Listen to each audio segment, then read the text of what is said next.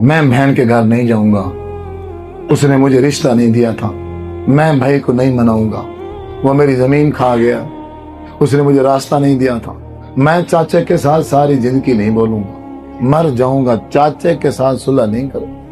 ارے مولوی صاحب، ہم جانتے ہیں ہمارے دل پہ چوٹیں لگی ہوئی ہیں، ہمیں زخم ملے ہیں، ہم جانتے ہیں اپنی برادری کو، ہم جانتے ہیں اپنے چاچے کو، اپنے ماموں کو، ہم جانتے ہیں اپنے رشتہ داروں، عزیز و اقارب کو کہ انہوں نے ہمارے ساتھ کیا کیا سلوک کیا ہے، ہم جانتے ہیں، آپ نہیں جانتے ہو۔ جو جو انہوں نے ہمارے ساتھ کیا ہے وہ سب دل پہ لکھا ہوا ہے۔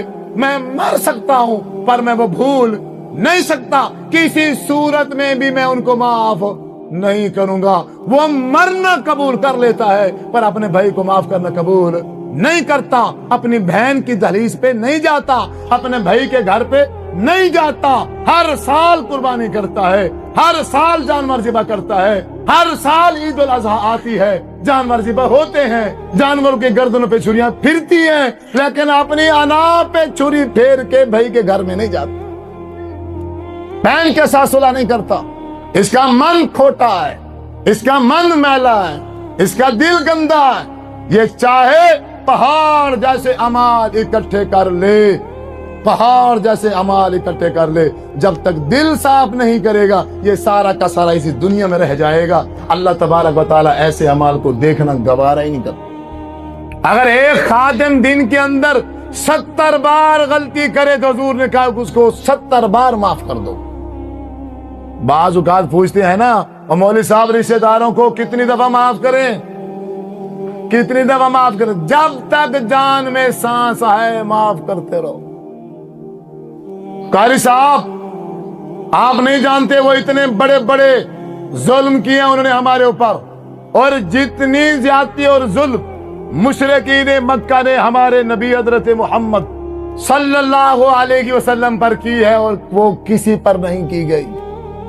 بھائی میری بیوی پہ کوئی بندہ جھوٹی تہمت لگا دے، 1 مہینہ پورا اور میں پریشان رہوں، ایک ایک کو بلا کے میں پوچھتا رہوں تم کیا کہتے ہو امی عائشہ صدیقہ کے بارے میں، ایک ایک کو بلا کے تمہاری کیا رائے ہے، تم کیا جانتے ہو، اے عمر فاروق تم کیا کہتے ہو، اے علی المرتضی آپ کیا کہتے ہو، اے بریرہ تو کیا کہتی ہے، ایک ایک سے پوچھ رہے ہیں دل کی تسلی کے لیے، 1 مہینہ روتے رہے۔ وہ امی عائشہ صدیقہ رضی اللہ تعالی عنہ جس کے اوپر تہمت لگائی گئی، اور ان کا والد حضرت ابوبکر صدیق رضی اللہ تعالیٰ، اور جس کی بیٹی پاک دامنہ ہو اور ظالم اپنے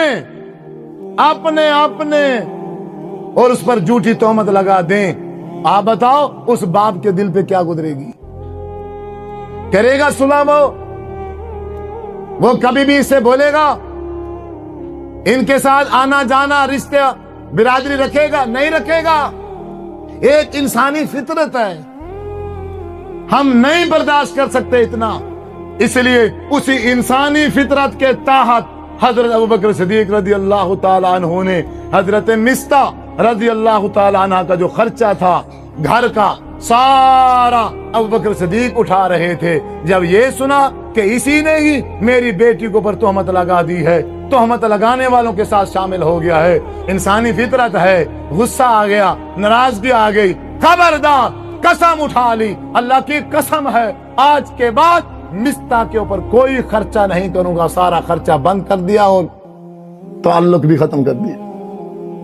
اللہ تبارک و تعالی نے قرآن مجید نازل فرمایا، اللہ تعالیٰ نے فرمایا اے محبوب آپ ابوبکر صدیق کو بلائیے اور اسے کہیے، اللہ فرماتا ہے الا تحبون ان یغفر اللہ لکم، اسے پوچھئے کہ اللہ کہتا ہے اے ابوبکر کیا تجھے یہ بات پسند ہے کہ اللہ تجھے معاف کر دے؟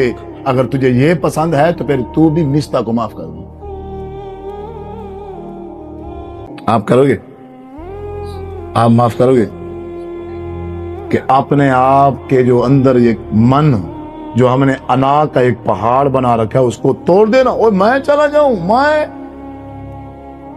یہ نہیں ہو سکتا، وہ آئے میں نہ جاؤں، وہ آئے۔ تو کوئی انسان ہے تو انسان ہی نہیں ہے، جانور ہیں، لڑتے ہیں، दूसरे मिनट के बाद वो फिर इकट्ठे खा रहे होते, जिनमें अकल ही नहीं है। तेरे अंदर अकल डाली है, तेरा फिर ये हाल है। ठीक है, इंसान है, कमी कुताही हो जाती है। शरीयत कहती है सिर्फ 3 दिन, नाराजगी सिर्फ 3 दिन, चौथा दिन शुरू होगा सुलह कर लो। अगर सुलह नहीं करोगे तुम्हारी कोई भी इबादत अल्लाह के यहाँ काबिल कबूल नहीं।